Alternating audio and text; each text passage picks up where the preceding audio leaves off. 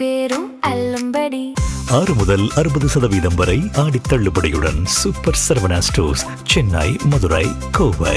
சட்டசபைக்கு வாங்க, என்ன வேணா கேள்வி கேளுங்க, நாங்க இருக்கிறோம், எழுதி வச்சுக்குவாங்க. அண்ணா பொதுச்செயலாளர் அண்ணா தலைவர்கிட்ட ரிக்வஸ்ட் பண்ணிருங்க, இன்னுமேட்டு உதயநிதி அவர்களுக்கு தலைவர் இருந்து பதில் சொல்ல வேணாம். நான் இருக்கேன், அண்ணன் விஸ்வநாத அண்ணன் இருக்கிறாரு, செங்கோட்டை அண்ணன் இருக்கிறாரு, நம்ம தம்பி ரமேஷ் இருக்கிறாரு, இங்க இருக்கக்கூடிய சட்டமன்ற உறுப்பினர் இருக்காங்க, நம்ம பதில் சொல்லிக்கிறோம். தலைவர் போய் நேரா அவருடைய ஆட்சி பணியை அவர் பாட்டிக்கு செய்யட்டும், பதிலே சொல்ல வேண்டாம். இந்த மாதிரி கேரக்டருக்கு, இந்த ஆபாச நீதிக்கெல்லாம் எந்திரிச்சு எங்களுடைய தலைவர் தமிழக மக்களால் சிங்களா தேர்ந்தெடுக்கப்பட்ட நம்பிக்கை உருவாக்கி தலைவர் பதில் சொல்ல வேண்டிய அவசியமே கிடையாது, பதில் சொல்லக்கூடாது. தயவு செஞ்சு தீர்மானம் போடுங்க, இனிமேட்டு எதிர்க்கட்சி தலைவர் எந்திரிச்சு சட்டம் அண்ணா நீங்க தானே அவை தலைவர், நீங்க தயவு செஞ்சு சொல்லிடுங்க, நீங்க எந்திரிச்சு பதில் சொல்லுங்க போதுன்னு, இல்ல நம்ம ரமேஷ் போதுன்னு, நாம போதுன்னு, அண்ணன் இருக்கிறார், விஸ்வநாதன் அண்ணன் இருக்கிறார், நம்ம பாத்துக்கலாம். அப்ப நம்ம பாத்துக்கலாம்.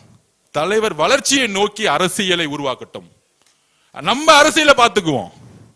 நீங்க அவரை, அதாவது திமுக காரங்களாம் இறங்கிட்டாங்க, சொல்றாங்க எங்க பார்த்தாலும் போராட்டம்னு.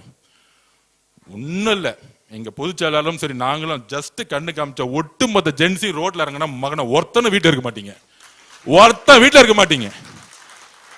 அமைதியா ஒருத்தர் அமைதியா இருந்தா ரவுடிசம்லாம் வேலைக்கு ஆகாது, பசங்க இறங்கினாங்கன்னா ரவுடிசம்லாம் வேலைக்கு ஆகாது. நாங்க அமைதியா ஜெயிச்சிட்டோம், மக்களை முன்னேற்றணும், இளைஞர்களுக்கு வேலை வாய்ப்பு இல்ல. எங்க தலைவர் என்ன பேசிக்கிறாரு, 55% இளைஞர்கள் இருக்காங்க, வேலை வாய்ப்பை உருவாக்கணும். முதலமைச்சர் பதில் சொல்ல மாட்டாரு, முதலமைச்சருக்கு பதிலா பொதுப்பணித்துறை அமைச்சர் பதில் சொல்லணும் அப்படின்னு ஒரு முதலமைச்சர் ஜாமீன் வாங்குறாரு. இந்த மாதிரி ஒரு நகைச்சுவையை இந்திய ஜனநாயகம் எந்த மாநிலத்திலையும் எந்த சட்டமன்றத்திலையும் பார்த்திருக்காது. நேற்று பொதுப்பணித்துறை அமைச்சர் பேசியிருக்கிறார், அது அதுக்கு முன்னவர் தீர்மானம் கொண்டு வரணுமா, எதிர்கட்சிகள் ஏதாவது கேள்வி கேட்டுச்சுன்னா அதற்கு முதலமைச்சர் பதில் சொல்ல வேண்டிய அவசியம் இல்லையா, இவங்க தான் பதில் சொல்லுவாங்க. இதற்கு எதற்கு முதலமைச்சர் அவைக்கு வரணும், இதுக்கு எதுக்கு நாங்கெல்லாம் அவைக்கு வரணும் அப்படின்ற கேள்வியை பத்திரிகையாளர் நீங்க அரசை பார்த்து கேட்கணும்னு கேட்டுக்கொள்கின்றேன். நாட்கள்ல இந்த அரசுடைய மார்க் அப்படின்னு கேட்டாலும் மிகப்பெரிய ஒரு 0 சொல்லுவாங்க, 0 அப்படின்வாங்க. அதே மாதிரி இந்த பட்ஜெட்டும் இன்னைக்கு மிகப்பெரிய ஒரு 0. நாங்களும் தொடர்ந்து கேட்டுட்டே இருந்தோம். எங்களுடைய தலைவர் சொன்னாரு, நாங்களும் சட்டசபையில பேசவும் சொன்னோம், நிறைய தேர்தல் வாக்குறுதிகள் கொடுத்திருக்கிறீங்க, அதை உடனடியாக உங்களால செய்ய முடியாது, எப்ப செய்ய போறீங்க அப்படின்னு ஒரு டைம் டேபிள் சொல்லுங்க, ஒரு ரோடு மேப் கொடுங்க அப்படின்னு தொடர்ந்து கேட்டுக்கிட்டே இருந்தோம். அந்த வாக்குறுதிகள்லாம் எப்ப நிறைவேற்றுவீங்கன்னு தொடர்ந்து இந்த அரசியலை கேட்டுக்கிட்டே இருந்தோம். இந்த பட்ஜெட் பத்தி பாத்தீங்கன்னா, எங்களுடைய திராவிட மாடல் அரசு, எங்களுடைய தலைவர் கடந்த ஆட்சியில என்னென்ன திட்டங்கள்லாம் கொண்டாங்களோ அதற்கு மேலாம் ஒரு ஸ்டிக்கரை ஒட்டி இருக்கிறாங்க. ஆட்சிக்கு வரும்போது மாற்றம் மாற்றம் அப்படின்வாங்க. என்ன மாற்றம் கேட்டீங்கன்னா, பேர் மாற்றம் செஞ்சிருக்கிறாங்க, அனைத்து திட்டங்களையும் பேரை மாத்திருக்கிறாங்க. பட்ஜெட்டுக்கு முன்பு பொதுவாகவே எல்லா முதலமைச்சரும் அமைச்சர்களும் அதிகாரிகளை கூப்பிட்டு பேசுவாங்க. அதே மாதிரி இந்த அரசும் கடந்த 10 நாட்களாக முதலமைச்சர் எல்லா அதிகாரிகளையும் கூப்பிட்டு ஆலோசனை செய்வது மாதிரி ஒரு போட்டோ ஷூட் எல்லாம் நடத்தி அந்த புகைப்படங்கள்லாம் வந்தது. பெயர் மாற்றம் செய்வதற்கு எதற்கு ஒரு ஆய்வு கூட்டம் நடந்துச்சு, அதிகாரிகளோட என்ன டிஸ்கஸ் பண்ணாரு அப்படின்னு எங்களுக்கு தெரியல. உடனே தாய்மாமன் தங்க மோதிரத்தை அறிவிச்சிருக்கிறாரு. ஆனா அதையும் பாத்தீங்கன்னா தேர்தல் வாக்குறுதியில சொன்ன மாதிரி அவங்க அறிவிக்கல. தேர்தல் பிரச்சாரத்தின் பொழுது ஒரு வாக்குறுதி என்ன சொன்னார்னா, தமிழ்நாட்டில் பிறக்கக்கூடிய அனைத்து குழந்தைங்களுக்கும் அந்த தங்க மோதிர திட்டம், தாய்மாமன் தங்க மோதிர திட்டம் அப்படின்னு சொன்னாரு. ஆனா இன்னைக்கு பட்ஜெட்ல அரசு மருத்துவமனையில பிறக்கக்கூடிய குழந்தைங்களுக்கு தான் இந்த திட்டம் அப்படின்னு அறிவிச்சிருக்கிறாங்க. கொடுத்த வாக்குறுதிகளை நிறைவேற்றுற மாதிரி பட்ஜெட்ல எந்த திட்டமும் எந்த அறிவிப்பும் இல்ல. அனைத்து திட்டங்களும் எங்களுடைய தலைவர் திராவிட மாடல் ஆட்சியில் எங்களுடைய தலைவர் திரு முத்துவேல் கருணாநிதி ஸ்டாலின் அவர்கள் அறிவிச்ச செயல்படுத்திய திட்டங்களை தான் இன்னைக்கு பேரை மாத்திருக்கிறாங்க. இல்ல இன்னொரு சிறப்பு, இந்த அரசுக்கு நன்றி சொல்லணும். என்னன்னா, ஒவ்வொரு துறையை பத்தி பேசும்பொழுது நிதியமைச்சர் பேசும்போதும் ஒரு குறிப்பிட்டு பேசுறாரு. பட்ஜெட்ல இடம் பெற்றிருக்கு. இந்தியாவிலேயே நம்முடைய தமிழ்நாடு முன்னணி மாநிலமா இருக்கு அப்படின்னு ரொம்ப மகிழ்ச்சியா பெருமையோட சொல்றாரு. திராவிட முன்னேற்ற கழகத்துடைய சாதனைகள் எல்லாம் இப்போவாச்சும் ஒத்துக்கிட்டாரு அப்படிங்கிறதுக்கு நாங்க எங்களுடைய நன்றியை இந்த நிதியமைச்சருக்கும் முதலமைச்சருக்கும் தெரிவிச்சுக்கிறோம். அதே மாதிரி அண்ணல் அம்பேத்கர் தொழில் முன்னோடிகள் திட்டம், அண்ணல் அம்பேத்கர் அயலக கல்வி உதவி திட்டம், அயோத்திதாசர் ஆதிதிராவிடர் வாழ்விட மேம்பாட்டு திட்டம், ஒலிம்பிக் சிறப்பு மையங்கள்னு எல்லாமே எங்களுடைய திராவிட மாடல் அரசுல செயல்படுத்தப்பட்ட திட்டங்கள் தான். வெறும் பேரை மட்டும் அவங்களுடைய கட்சி பேரை வெற்றி வெற்றின்னு எல்லா திட்டத்துக்கு மேலேயும் ஸ்டிக்கர் ஒட்டி இருக்கிறாங்க. அன்பு சோலைன்னு நாங்க கொண்டு வந்த திட்டத்துக்கு அது பேரை மாத்தி இன்னைக்கு முதியோர் பொழுதுபோக்கு மையங்கள்னு பேரை மாத்தி இருக்கிறாங்க. எங்களுடைய தலைவர் ஆட்சியில் கொடுக்கப்பட்ட லேப்டாப் திட்டம் உங்களுக்கு தெரியும். உலகம் உங்கள் கையில் அப்படின்னு அந்த திட்டத்துக்கு எங்க தலைவர் பேர் வச்சு கடந்த ஆண்டு 20,000 லேப்டாப் 20 லட்சம் அறிவிச்சோம். 10 லட்சம் மாணவர்களுக்கு கொடுத்தோம். அத இன்னைக்கு பேரை மாத்தி வெற்றி மடிக்கணினி திட்டம் அப்படின்னு பேர் வச்சிருக்காங்க. கலைஞர் கனவு இல்ல திட்டம் அதோட பேரை மாத்தி வெற்றி வீடு திட்டம் அப்படின்னு பேரை மாத்தி வச்சிருக்காங்க. அதே மாதிரி மாடல் ஸ்கூல்ஸ் அது வந்து தகைசால் பள்ளிகள் அதோட பேரை மாத்திருக்கிறாங்க. முதல்வர் படைப்பாகங்கள் என்னுடைய ஆட்சியில கொண்டு வந்த திட்டம் அதை இன்னைக்கு டிஜிட்டல் நூலகம் அப்படின்னு பேர் மாத்திருக்கிறாங்க. அதுக்கும் பாத்தீங்கன்னா வெறும் 10 கோடி ரூபாய் தான் நிதி ஒதுக்கீடு செய்யப்பட்டிருக்கு. எங்களுடைய ஆட்சியில கொண்டு வரப்பட்ட நன்னிலம் திட்டம் அதற்கு பேரை மாத்தி இன்னைக்கு மண்ணின் மகள் திட்டம் அப்படின்னு பேரை மாத்தி இருக்கிறாங்க. தேர்தலுக்கு முன்னாடி எங்களுடைய தலைவர் தலைமையிலான அரசு தாக்கல் செஞ்ச பட்ஜெட்ல கல்வி, சுகாதாரம், வளர்ச்சி இப்படி பல்வேறு சமூக நலத்திட்டங்கள்னு இருந்துச்சு. ஒவ்வொரு ஆண்டும் கல்வித்துறைக்கான ஒதுக்கீடு எங்களுடைய ஆட்சியில திராவிட மாடல் ஆட்சியில பாத்தீங்கன்னா கடைசியா தாக்கல் செய்த பட்ஜெட் 48,500 கோடி ரூபாய் கல்விக்கு எங்களுடைய தலைவர் வந்து ஒதுக்கி இருந்தாங்க. இப்போ அதை குறைச்சு முதல் முறையாக குறைச்சு 44,500 கோடி ரூபாய் தான் இந்த முறை ஒதுக்கி இருக்கிறாங்க. நாங்கள் தொடர்ந்து சொல்லிட்டு இருக்க மாதிரி காவிரியில தண்ணி வரல.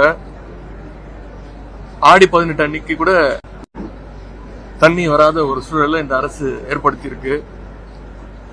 நேற்று இந்த இந்து ஆங்கில பத்திரிகை ஒரு செய்தி வந்திருக்கு. கடந்த 50 வருடங்கள்ல இல்லாத அளவுக்கு இந்த ஜூலை மாசத்துல காவிரி நீர் வரத்து குறைவா இருக்குன்னு அந்த பத்திரிகையில செய்தி வெளியிட்டு இருக்கிறாங்க.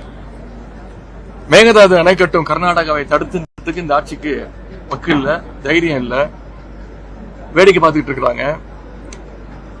விவசாயிகள் தொடர்ந்து போராட்டம் பண்ணிட்டு இருக்காங்க. இந்த ஆட்சி அமைஞ்சதுல இருந்து இந்த 3 மாசமா யார் அதிகம் பாதிக்கப்பட்டிருக்காங்க பாத்தீங்கன்னா விவசாயிகள் தான் பாதிக்கப்பட்டிருக்கிறாங்க. முழு பயிர் கடன் தள்ளுபடின்னு தேர்தல் வாக்குறுதி சொன்னாங்க. ஆனா இப்ப அதுக்கு ஒரு கண்டிஷன் போட்டு 50,000 ரூபாய் வரைக்கும் 50,000 ரூபாய் 75,000 அதையும் மாத்திருக்கிறாங்க. ஆனா அதையும் செயல்படுத்தல. முதல்ல 50,000 சொன்னாங்க, எதிர்ப்பு தெரிவிச்சோம், 75,000 ரூபாய் மாத்தினாங்க. அதையும் முழுமையா செயல்படுத்தல. தஞ்சாவூர்ல நேற்று முன்தினம் ஆர்ப்பாட்டம் நடந்துச்சு. அதில் நாங்கெல்லாம் கலந்துகிட்டு இந்த பிரச்சனைகள்லாம் விவசாயிகள் சந்திக்கக்கூடிய பிரச்சனைகள்லாம் அங்க பேசினேன். அதற்காக நேற்று என்னை வீடு புகுந்து கைது செஞ்சாங்க. கைது செஞ்சு எப்படிலாம் அலக்கழிச்சாங்கன்னு ஒட்டுமொத்த தமிழ்நாடு பார்த்துச்சு. குறிப்பா சட்டமன்றத்துல எதிர்கட்சி தலைவர் என்ற முறையில இந்த பட்ஜெட் பத்தி நாங்க எதுவும் கேள்வி கேட்டக்கூடாது, அதே மாதிரி டைவர்ஷன் டாக்டிக்ஸ் விவசாயிகளுடைய பிரச்சனையை டைவர்ட் பண்ணணும்னு நேற்று நாடகத்தை நடத்தினாங்க. என்ன மட்டும் இல்ல, தொடர்ந்து திராவிட முன்னேற்ற கழகத்துடைய சட்டமன்ற உறுப்பினர்கள் ஒவ்வொருத்தரையும் செஞ்சிட்டு இருக்கிறாங்க. அதிமுக சட்டமன்ற உறுப்பினர்களை பார்த்து பர்ச்சேஸ் பண்ணிட்டு இருக்கிறாங்க. திமுக சட்டமன்ற உறுப்பினர்கள் மட்டும் இல்ல, இளைஞர்கள் ஜென்சி திமுகவினரையும் வலை வீசி தேடி குறிப்பாத்து டார்கெட் பண்ணி அவங்களை எல்லாம் கைது செஞ்சிட்டு இருக்காங்க, வழக்கு தொடர்ந்துட்டு இருக்காங்க. ஏன்னா இந்த ஆட்சியில அவ்வளவு பிரச்சனைகள் இருக்கு, ஒவ்வொரு நாளும் அவ்வளவு பிரச்சனைகள் இருக்கு. அதையெல்லாம் திசை திருப்ப இந்த கைது நடவடிக்கைகளை அரசு எடுத்துக்கிட்டு இருக்கு. கடந்த 100 நாட்களா சட்டம் ஒழுங்கு பிரச்சனை சந்தி சிரிச்சிட்டு இருக்கு. குழந்தைகள், பெண்கள், வயதான பெண்கள், இவங்க இப்படி யாருக்குமே இந்த அரசுல பாதுகாப்பு இல்ல. அரசு ஆட்சிக்கு வந்த பிறகு கடந்த 5 வாரத்துல மட்டும் 4 லாக்அப் மரணங்கள் நடந்திருக்கு. 5 சாதி ஆணவ படுகொலை நடந்திருக்கு. தினசரி செய்திகள்ல நீங்களே ஒளிபரப்பிட்டு இருக்கீங்க, மக்கள் பார்த்துட்டு இருக்காங்க. ஆளுங்கட்சியை சேர்ந்த சில பேர்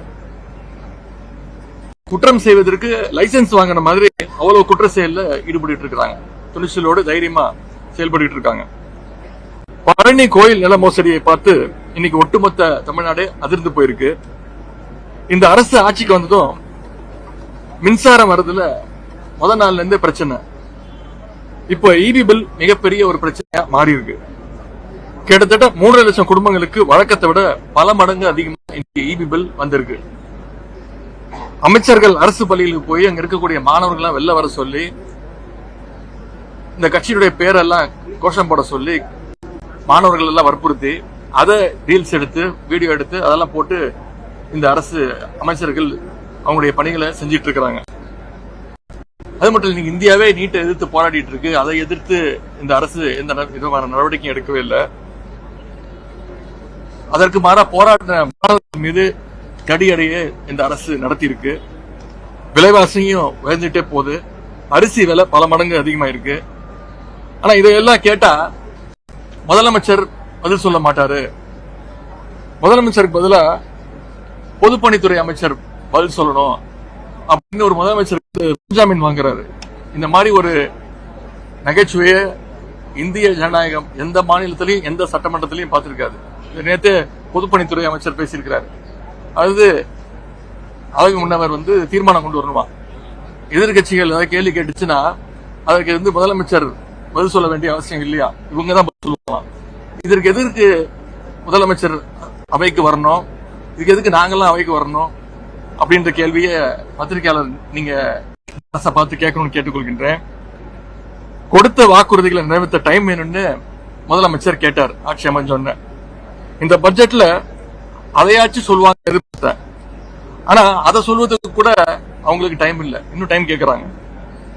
நடக்க போற கூட்டத்தொடர் முழுவதும் ஆணித்தரமாகவும் உறுதியாகவும் மக்கள் பிரச்சனைகளை நாங்கள் திராவிட முன்னேற்ற கழக உறுப்பினர்கள் எங்களுடைய தலைவருடைய அறிவுறுத்தல் பேர்ல பதில் சொல்ல நாங்கள் கேள்வி கேட்க ரெடியாக இருக்கிறோம்.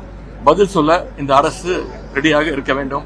நன்றி, வணக்கம். கலைஞர் மகளிர் உரிமை தொகை திட்டத்துக்கு அதை பத்திலாம் எடுத்திருக்கிறார். கலைஞர் மகளிர் உரிமை தொகை திட்டம் பத்தி பேசவே இல்லை. அவங்க அதை பத்தி அதை உயர்த்தி கொடுக்கறேன்னு சொன்னாங்கல்ல, 2500 ரூபாய் உயர்த்தி கொடுப்போம்னு சொன்னாங்கல்ல, அதெல்லாம் இந்த பட்ஜெட் அதை பத்தி பேச